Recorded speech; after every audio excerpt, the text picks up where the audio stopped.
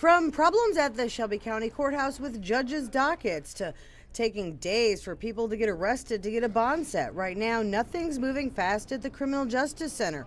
Much of the work is being done by hand. The jail has gotten scared to even release people because they can't check the warrant system or NCIC to see if there's warrants outstanding for them. So they're very slow in releasing people right now. Employees are learning a new system, and no one expected it would be easy. All the different agencies involved are used to doing this under the old system, and they're learning under the new system. We've been training them for weeks, and now that they're actually doing it, they're getting faster every hour, but still they're a little behind.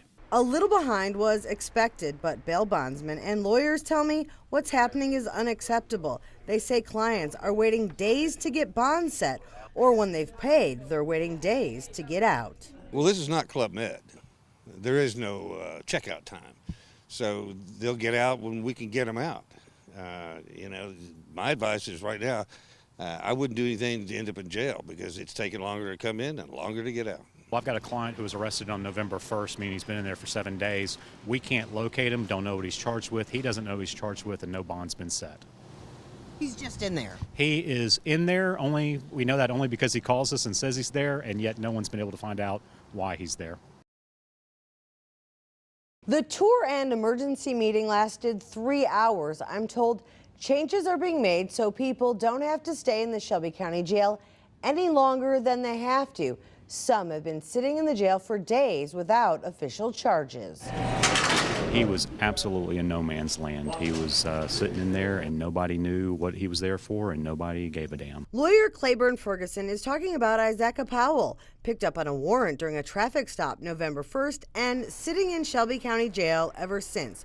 Without official charges, he was never taken to court, bond was never set.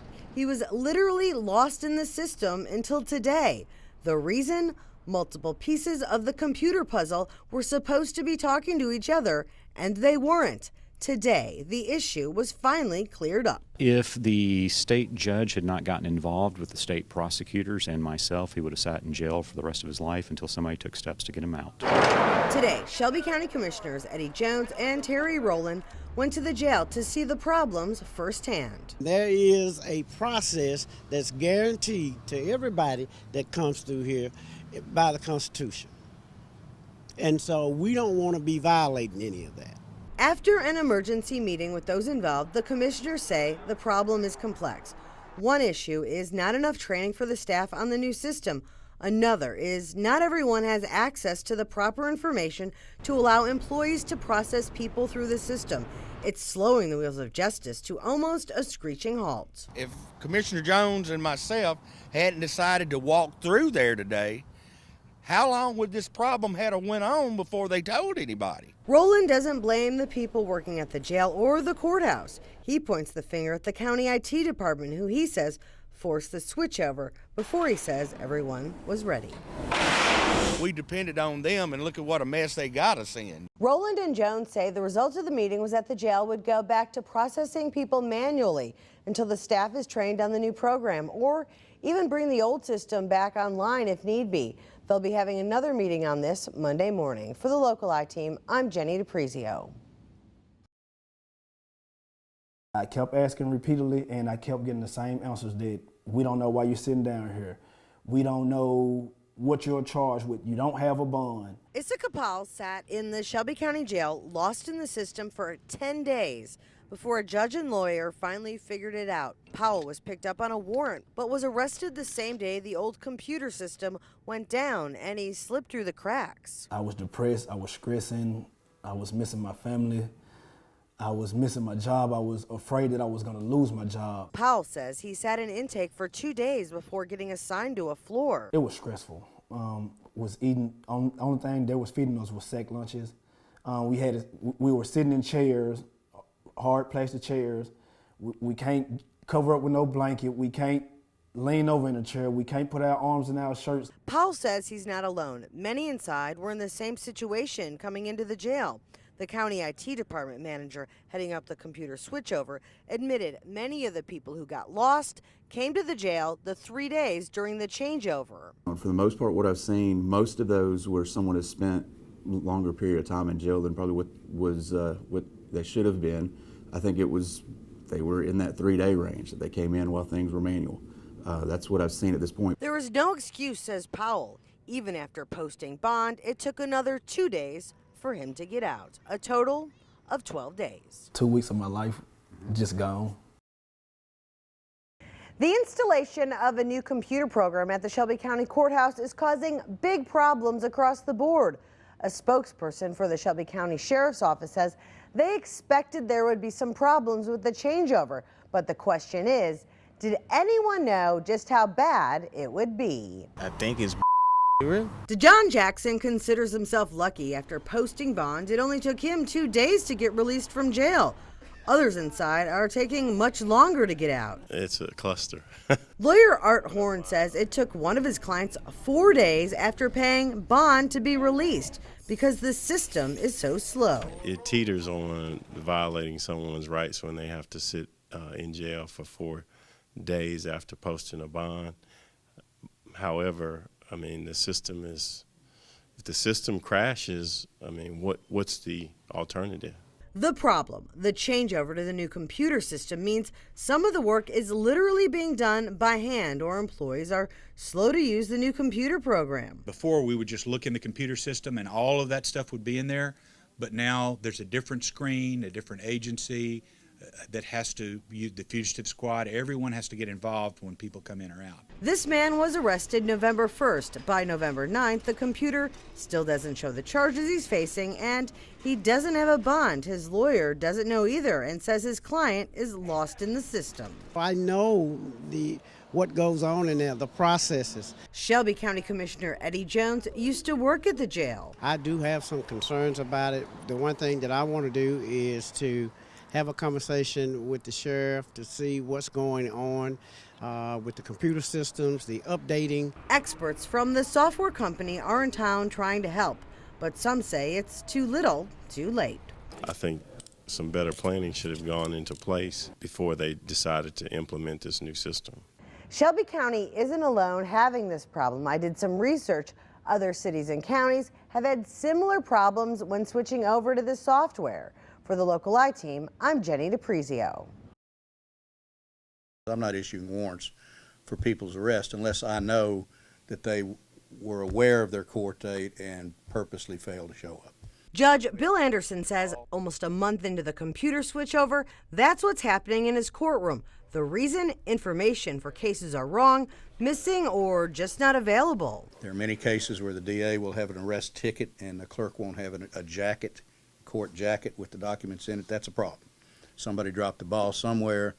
We don't know if the DA's office date is right or if there's a reason that the jacket isn't in court. Judge Anderson says some of the issues have improved, but there are still people stuck and lost in the jail. He referenced one case on his docket today. We can't find him. We don't know if he was in jail or not in jail.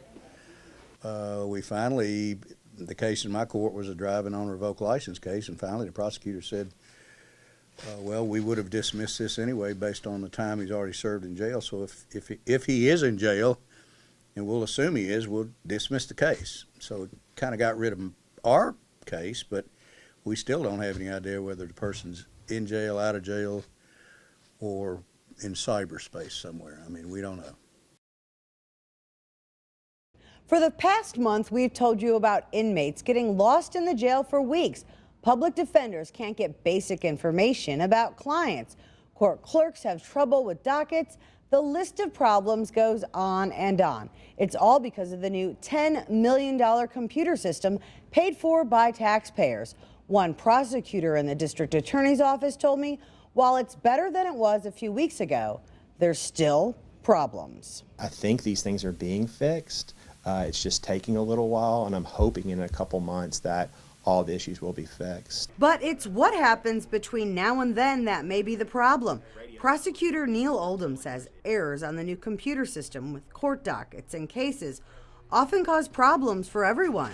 If the court has some information that we don't have, or the clerk or anybody, and the system hasn't given everybody the same information, the system has simply left somebody off the list, and they're there and ready to have their case disposed, and everybody has to run around getting the information to the right place so that they can dispose of the case. Another issue, information in the computer regarding judges' rulings on motions. is missing sometimes or wrong. You're having to rely on a defense attorney's recollection or notes or a prosecutor's recollection or notes to what's happened in the procedural history of this case. The last issue for prosecutors when they get to court, making sure the person in court is the right person charged. Either the alias or the name are getting confused in the system. So when you show up to court, you might have one person charged and it's an alias that's printed out and not the name that was charged originally. Earlier this month, a class action lawsuit was filed on behalf of inmates who got lost in the jail because of the computer switchover. And it's not the first. This lawsuit was filed in Indiana, saying the Odyssey system was creating the same kind of problems. And the company that's the vendor for this system, Tyler Technologies, is having troubles not just in Memphis, but also in California, Florida, Washington State, and Texas. Here in Shelby County, they hope this will be fixed sooner rather than later for everyone involved. And it could be a human error, it could be a system error, or it could be a software error or a programmer error. And I think that's the hard part, is once there is a bug or a kink, it takes a while for them to figure that out. The computer company has had 6 people in Memphis working for the past month to fix the system. They leave Friday. We'll see how things go then. For the Local Eye Team, I'm Jenny DePrizio. This is the report that laid out why Shelby County should upgrade the computer systems connected to the courts, jail, corrections, and public defender's office. A consultant recommended updates to the outdated systems.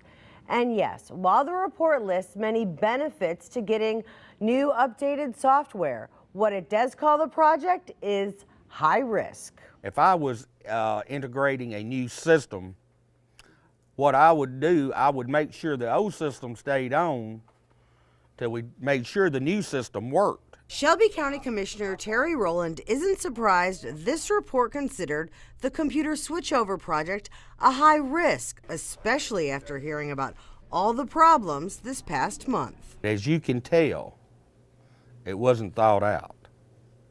It wasn't thought out well. Or if let me say this. If it had been thought out well, we wouldn't have had this many problems, okay? And we wouldn't be sitting here right now having this interview. According to the report, the project was considered high risk because of the cost, complexity, number of stakeholders affected, people affected, number of organizations, and the visibility of the project. It did go on to say the project did have strong support, and while complex, it was using stable tested technology. That being said, since the switchover, there have been huge glitches in the system.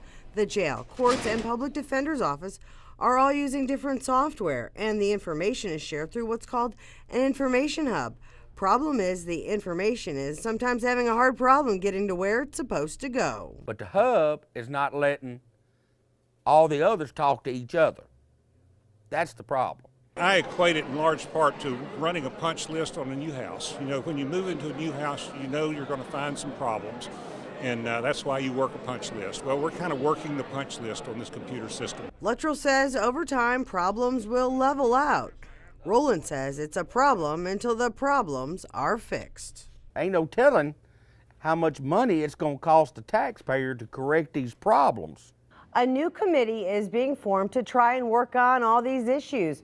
Representatives from all of the vendors and agencies involved will be meeting until the issues subside. For the Local Eye Team, I'm Jenny DePrizio.